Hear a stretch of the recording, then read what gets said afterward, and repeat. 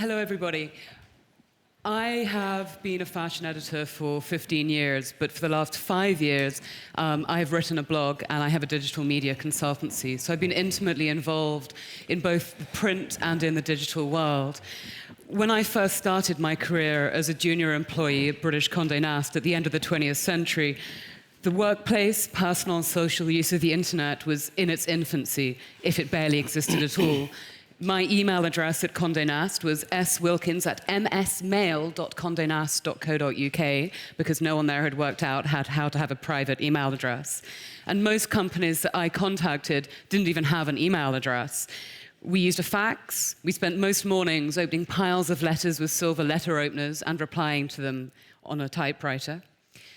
When we attended the international collections, if we didn't take notes, we had to make sure we bought the international collections of the newspapers and keep them for 6 months, or go and use a microfiche in the library because there was no other place, no resource to look up the information from the fashion shows. Back then, print was the gatekeeper. There was no access to fashion or beauty news in any other way other than through print editorial, or by flicking through clothes hanging on the rail in stores. I remember when Vogue.com was still in its birth pangs, they decided to test out this newfangled idea of e-commerce back in 1996 in association with Estée Lauder. Once the orders were received through the Vogue Britain website, they were actually phoned through to the Selfridges department store beauty counter, and a beauty assistant packaged them and sent them by the Royal Mail, because there was no idea of how to sell products online. Fast forward now to 2012, and of course the landscape has changed irrevocably. It's not just the technology has changed, but the global seats of influence have shifted, and of course continues to do so. According to a recent report by the Boston Consulting Group, China is set to become the world's next e-commerce superpower, surpassing America to become the largest online commerce market in the world, with an estimated market size of $300 billion. For the fashion and beauty industries, which had remained largely unchanged throughout the 20th century, we are now closer than ever to a brave new world of commerce. And that's a concept that both of our guests here understand very well indeed. Renzo Rosso, the founder of Diesel and president of Only the Brave Holdings, who has made Only the Brave his company's watchword, and the CEO of Coty Inc., Bernd Beetz, whose vision for his global beauty powerhouse is to be faster, go further, and think more freely than ever before. In the early 2000s, Rosso and Diesel began to implement a global marketing strategy that put sales and profit second to building something special for customers, often by creating interactive user experiences that weren't directly connected to retail, sales, or stores. And Mr. Beetz here believes that by consistently aiming for breakthrough excellence in creation, design, and experience, Coty can stay close to both its consumers and communities, both on and offline. I can't think of two better people to sit here today to discuss how innovation, particularly in the digital sphere, is changing the fashion and beauty industries, and for us to now look forward into our own crystal balls to see where we think we may be moving in the next 15 years or so online in the fashion and beauty industries. I want to start by talking about e-commerce. In 1997, Diesel were the first online store of any major fashion brand. So really, I want to ask, how important is e-commerce to your brands? I guess Renzo first. But, e-commerce is really very important. But I'd like to say first that I represent a young company. So our target group of our consumers are much younger than normally. And so people that work in the company also are very young. They say that the average we are 28, 29, 30 years old. And it's so nice for me because when we're working, when we share our opinion, when we do a strategy of our product or everything that is done there, we are the first consumer of what we're doing. And this is the best way to work, because when you work for a company that you are not the consumer, that's strange, because you can never really feel what is going on. So e-commerce is becoming very important because we really start to use I am a fanatic of technology, first of all, I like to say, because even on the 1980s, I started to cut my Mercedes car and I put a lot of buttons how to open the doors, my street, the light on my garden. So I am really a fanatic of technology. And when e-commerce starts to become something important, I really feel that this can really be part of our business. And we choose to start in Switzerland.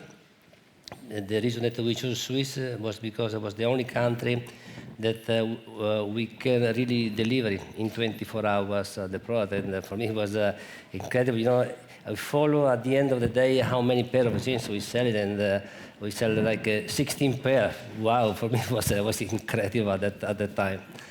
And after that, you know, the world started to really, the e-commerce started to explode everywhere. A lot of investment, all brands putting money, and a lot of brands also make a lot of mistakes and lost a lot of money too. Today is something that is working. So the technology that we have now is really worldwide. You can follow customers all over the world from any kind of platform. And this is really very necessary because e-commerce is really a double way to do sales. So you can go, you can visit the stores sometime, but you don't buy, you just try, you touch, maybe when you're back at home on bed with your girlfriend, you can thinking, oh wow, maybe I remember that. And maybe you can buy through online. But also, it's changed a lot the mentality. I don't know, I am also partner of one of these companies, Ux.com, is online companies. And we really push our customer to forecast more items, because normally you think I buy once and maybe I don't know if I like the size. You know, we are a clothing business company, and maybe you don't know if it's fitted. But what we pushing, buy 3, 4, 5, 10 items. So it's so fantastic. Go back home and maybe on your bedroom you can try these 20 things, and after you can send back. That's, I think, is something very unique. It is going to change a lot the way to do business. And also, it's very comfortable instead to stay some time on the store, people looking for you, and you can have a line with other people, and maybe the guy working the store is so arrogant, they push you for buy something. And I really believe it was so much that online can become more and more important for the future. And for Coty? What for us is a bit different than for Renzo.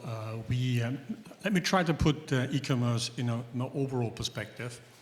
And we are traditional marketeers. We have a product which we want to sell to the consumer. And the whole digital revolution has changed the way we go after the consumer. In that context, also e-commerce has changed our way we operate. But the point I would like to make is, we have in our stables, we have more than 40 brands. I do have brands where 25% of the business is done e-commerce. I have brands where 0.5% is done on e-commerce.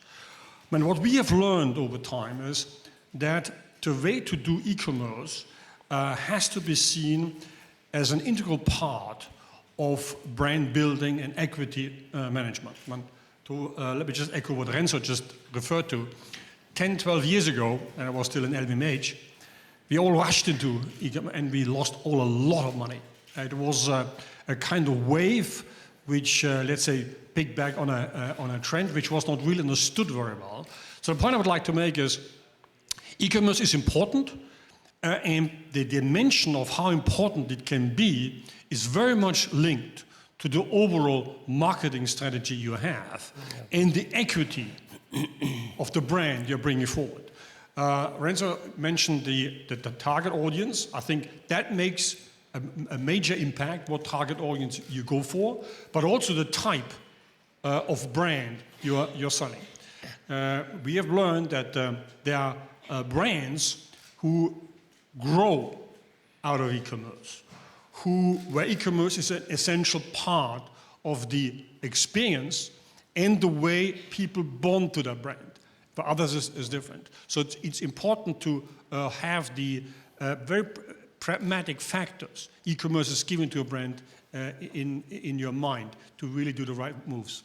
That obviously leads to the idea of social media, because that's obviously how so many customers influence themselves, and then you can influence them back. How has social media changed how you speak to the consumer? Well, it's a revolution. It is. Let me start maybe off with a point where we started, where we are now. Marketing per se, or the way you communicate with the consumer, was basically 2-3 channel approach. When you had your product, you had the consumer, you had the traditional media with the TV and print to get to. And that has totally diversified. Now, it's more complex, but also you have more tools to really go towards the consumer, and social media is a key element in that. So that has completely changed the whole instrumentarium of the way you go to market. And I can see it, if I look at the last 10 years, we launched 10 years ago Jennifer Lopez, where we created a new category with that launch. If I compare it, let's say the marketing mix or the way we went after that brand 10 years ago, which we now what we do for Lady Gaga, is totally different. Okay, so you see how social media is really influencing the way you go after the consumer, the way you structure your marketing mix, and the way you talk to consumer. You're both known for your strong leadership and your forward thinking. And given that just over 20% of the US and 40% of Chinese consumers who were recently surveyed by BCG both read and posted online reviews, does or could user-generated comment affect your company policy? Or do you think that vision and leadership from the top is more important than the opinions of your consumers? You want me to go first? Okay, you go first. Then you can criticize me, Renzo. Okay, so. Difficult. I would say it's both. Let me start with the negative angle. This notion to go out and really listen to the consumers that to tell us what your brand should be, I think is a disaster. And I always tell my people, look, that's not the way forward. You need to know what you stand for. You need to know what your brand is. And that's the way to go into the social networking. You are giving a clear footprint. You clearly say what you stand for. And then you enter a dialogue. And that is also how I see the consumer connect to you. They want to understand what you are, whether you're authentic or not. I mean, it's a wedge, you know. They can really react to you. And if you understand what your footprint is, then they react to you. And then you have to be very, very intelligent and vigilant to create the platform and the connections to get the reactions on what you stand for. And then you develop a dialogue, and then you build your brand for that. But you need to know what you stand for.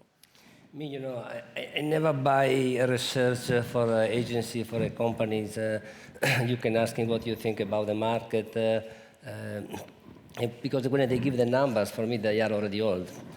Really always I try to follow my instinct. The instinct, I think, is the best way, but I cannot follow a stupid instinct just I do what I want in an intelligent way. I remember before internet, I got to listen a lot from them. Before that, normally I enter in the store and I don't ask to the retail manager what is going on, what maybe in general about the products. I go straight to the simple guys that are selling the jeans behind the desk, and I asking him or she, I asking what is missing from my collection. Is there any special request from the market? How is your feeling? You think we can do better? So this kind of information can make me, give me energy, can give me intuition to take a decision. And today, of course, through the social network, a lot. I receive a lot of input. Of course, people have a different education, people live in a different atmosphere, so they always say something. You have to bring from this something, from your intuition, what you think is good for you, and then you can use it for drive and to take a decision for your companies. Yesterday, the New York public relations company KCD announced that they are going to be streaming digital fashion shows for press only and trade for buyers. It will consist of virtual catwalk shows, backstage beauty, and Q&As of designers about their inspiration. It will all be downloadable. It will all be embeddable in media. Do you think this is a good thing to have less third-party interpretation and greater communication in this way?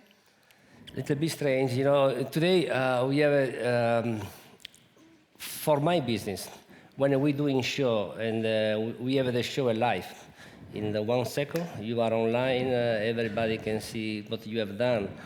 It's not really something nice at the end when you are a brand. It's good help for the fashion, for the fast fashion, because they can make a copy. The fast fashion cannot exist if the brand doesn't exist.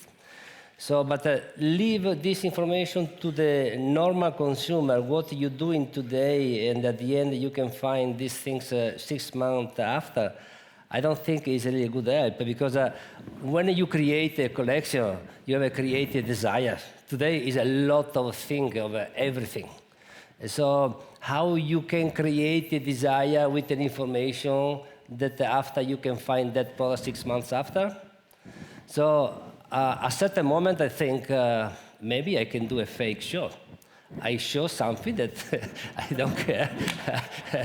That's can be logical one way, because if I have to leave information just to the fast fashion, okay, I can give a wrong information, or maybe something crazy, something to do something cool for the brand. And I think we have to rethink these kind of things, because it's not a good help for the consumer. I think it is so nice when you do something, and like Apple, you present the iPad, the iPhone, wow, the day after, you can have a line in front of the store and waiting for, this is a dream. This is something that a desire that you want to buy. When you leave information 6 months before, okay. Do you think the fashion industry has to change I completely? think I think especially brands must do something. Maybe that normally I do something crazy. I like really to drive this in a different way. You were talking about the 6-month gap between collections and retail, and you mentioned the problems of people copying your clothes. And that leads very neatly, of course, to SOPA, the Internet Piracy Act that has been the hot topic here at DLD and in the media for the last couple of weeks. I know that Coty originally supported SOPA, and I wondered if you could explain why you originally took this stand. No, we did, and I think it's in our business, it's very important that you protect designers, protect intellectual property, and especially important for our business. We work with a lot of designers and people who create. So let's say we embrace the thought that intellectual property needs to be protected, and that's the stance we took. Now, how the exact execution, the ground is going to fill up with a relation, that still needs to be defined. So as it currently stands, you don't necessarily think that this is a good idea? I think the approach is right. I think we have not found yet the right handle on it. Okay, because I understand that one of the reasons why people obviously are unhappy about it is because if you can then shut down an entire website for one copyright infringement. I know that with Diesel, you took the view, didn't you, that if people are posting homages to Diesel online, you were going to let them carry on because you felt that it was because people appreciated your brand? But sometimes also it's also nice to have a fake product, because always, okay, we spend a lot of money with lawyers for defend our copyright, for defend our trademark all over the world. I think we are one of 5 10 brands that have more fake worldwide on the fashion industry. And on one side, it's nice to say that the day that they is not anymore fake is because the brand is going down. So I like to see the positive aspect. Of course, intelligent people knows which is the original one. And I think the two, of course, can survive, but on an intelligent way. How important is celebrity for creating your brands these days? Obviously, you started with the Jennifer Lopez fragrance, which really changed the entire way that fragrance was marketed. Would you say that was correct? Look, let's dissect it in different parts. I mean, celebrity has always been important. It's a kind of just reflection of the popular culture into a person. Okay, so it's just it's a medium in expressing trends or pressing points of view, how you look at the world and what interests you. So in that sense, it has always been important and has always been a reference point and continues to be. What we do with the Jennifer Lopez, especially in the beauty industry, is we casted a new way of conceptualizing a brand and marketeering a brand. And it's evolving. I mentioned before, we have launches coming up like Madonna or Lady Gaga. They change, okay? So also the way, let's say, people interact with celebrity is different. I mean, Lady Gaga has 18 million people following her on Twitter. So that didn't exist 10 years ago. So the whole way of interacting with that is changing. In that sense, I think this trend, or let's say the importance of celebrity in that sense is rather increasing. With Lady Gaga, you're going to be producing a fragrance with her. How are you going to market this? Will you solely be a digital product, given her enormous digital following? No, but this is going to play a key role in the whole approach. Celebrity are really very important because celebrity are a big part, an important way to show our clothing. So today celebrities are always on the news, on the magazine. You can see it's not important to read today if the government have done something nice, nobody cares, but it's important to know if Lady Gaga have changed the boyfriend. So scandals are really important for the general media, and for this reason celebrities becoming always more and more and more important. It's an incredible instrument for show what we're doing. And also, something funny, we talked this morning on the plane, the music industry doesn't exist anymore because you can buy today everything in internet, so what the singer can do. so they cannot sell records, they must do concerts, or they can play with accessories, they can play with the fashion industry, they can play with a lot of other things. At Diesel, you've created celebrities online from normal people. There was your very famous viral campaign with the Heidis in the box for your intimates range. You've always been innovative in the digital platforms you've used to promote Diesel. Which do you think are the most important? Do you think it's video? Do you think it's Twitter? Is it creating viral content? You have to use everything. So today I think most easy and funny and speedy is Facebook and Twitter. That's great because you can really interact and you can leave the real information. So I am very happy because that now the social networks start to become more and more important because arrogant brand that just spend a lot of money and use the violence to the consumer, buy this or buy something, they cannot do this anymore. Because thanks to the social network, the information becoming more real. So through the social network, you just leave something right, the reality, because the consumer have so many information, and they are able to collect and to find what's the right things. Yes, the social networks are very important. And I love very much video too. So this mini clip video are fantastic. You can see on YouTube today how many of these videos are running around the world. When you do something crazy, something with a good vibration, can become you can leave an important message. So you need to spend time, attention, and every day I hire more and more people in this area because it's really important to be in contact with your consumer, not just leave a message, but to be in contact, interact with them. That's the best way today to do communication. We've talked obviously about your online activities, but the conference title is Digital Life and Design. And one of the things I've been very struck about by Only the Brave and by Coty is the importance of company culture.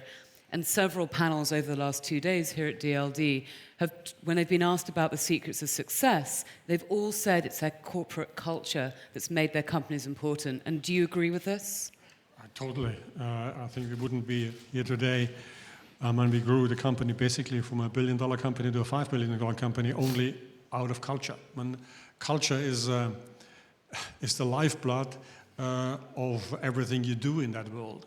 And it not only helps you to attract the right kind of people, but it helps you to really have an innovative and open way to address what the consumers want and need. And we live from brands, and brands are nothing more than, let's say, the litmus test for a brand is, can it enrich, enlarge, impact in a positive way a consumer's life? Okay, that's exactly what Renzo is doing, when he talks about the different ways of video. We have to find a brand content which then you transport digitally to the person. And for some people, it's a picture. For some, it's a video. For some, it's a game. For some, it's so you find for each brand different ways to do, and you only are able to do that if you have the right corporate culture. And our Faster, Further, Freer has given the results which we wanted and drives the company. And for Diesel, your company culture, how important is that to you? Yeah, I think we are a young company, so it's extremely important. I think we are part of this process, and every day we still really moving and we inside this kind of attitude. Because it's becoming genuine, it's becoming natural.